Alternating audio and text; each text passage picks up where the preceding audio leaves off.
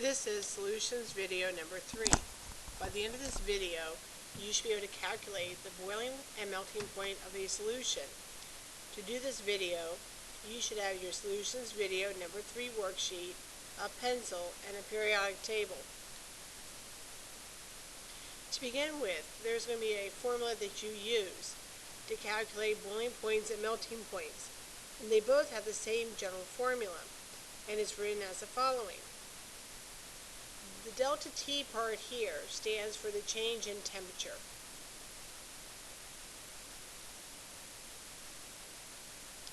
On the other side, the little cursive M stands for the molality of your solution.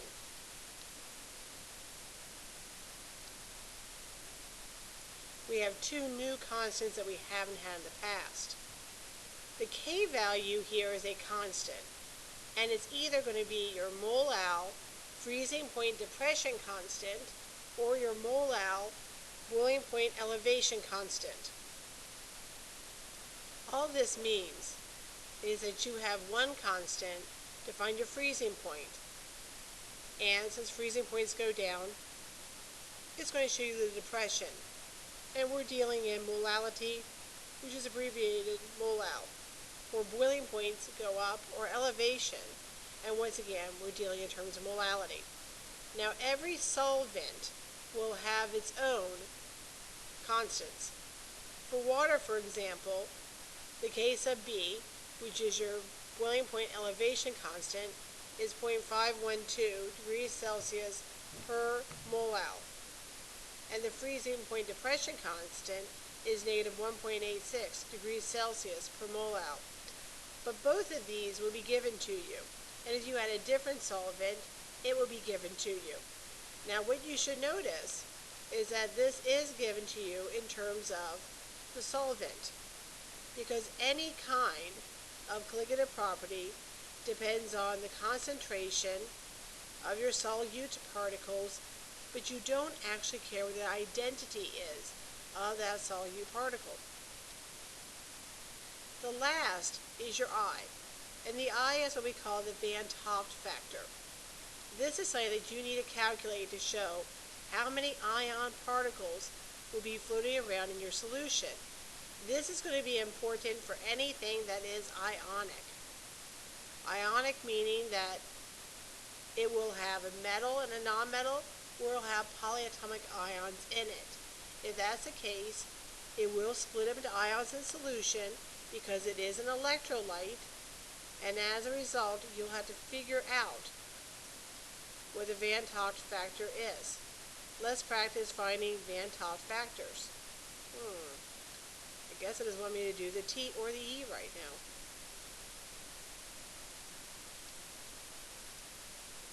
Finding out your Van 't Hoff factor. First, you're going to want to find out which ones of these things are ionic and which ones are covalent. Ionic things have a metal and a nonmetal or a polyatomic ion. So this one is ionic, this one's ionic, and this one is ionic because sodium, magnesium, and calcium on the left-hand side of your periodic table, and they're metals. This one here, C, H, and O, are all nonmetals, no polyatomic ions. It is covalent. Anything that is covalent has a Van 't Hoff factor of 1. Aluminum carbonate will also be ionic and will break up into ions. So taking a look at the ionic ones. Sodium chloride is broken up into 2 ions. Its I factor, or Van 't Hoff factor, is 2. There's 1 sodium and 1 chlorine. Looking at the magnesium chloride, it also has 2 types of ions, but notice the subscript 2 here. There's going to be 2 chlorines.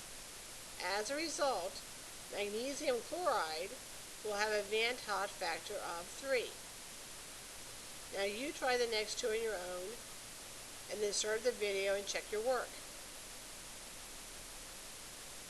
Calcium hydroxide is broken up into 2 main things.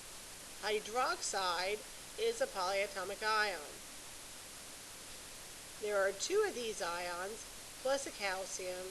Its Van 't Hoff factor is 3. And the last one, 3 plus 2 is 5. So how do we do these calculations?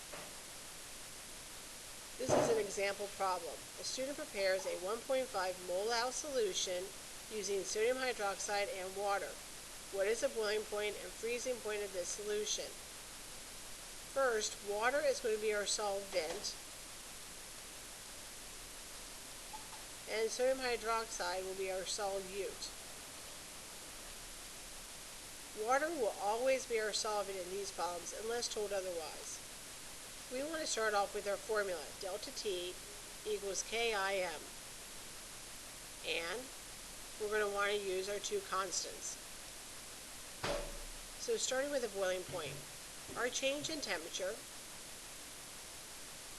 is equal to the appropriate K, which in this case is 0.512,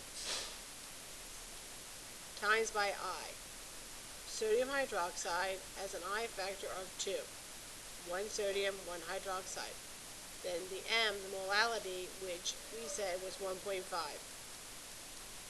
So in the calculator, delta T is 0.15 times by 2 times by 1.5. Excuse me, I said that wrong. 0.512 times by 2 times by 1.5 for a total of 1.536. Now notice, this is your change in temperature. And since boiling points go up, boiling points increase, I want to add this number to the boiling point for water, which is 100. So I get 101, 101,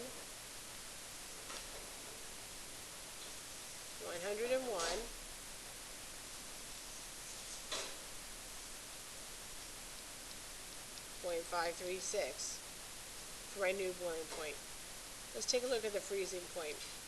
Delta T equals KF, in this case, IM. So as you can see, there's only going to be one difference, what you use for your constant. So we're going to plug in the freezing point depression constant, the I factor, which is still 2, because there's still sodium hydroxide, and the molality. The delta T will end up being a negative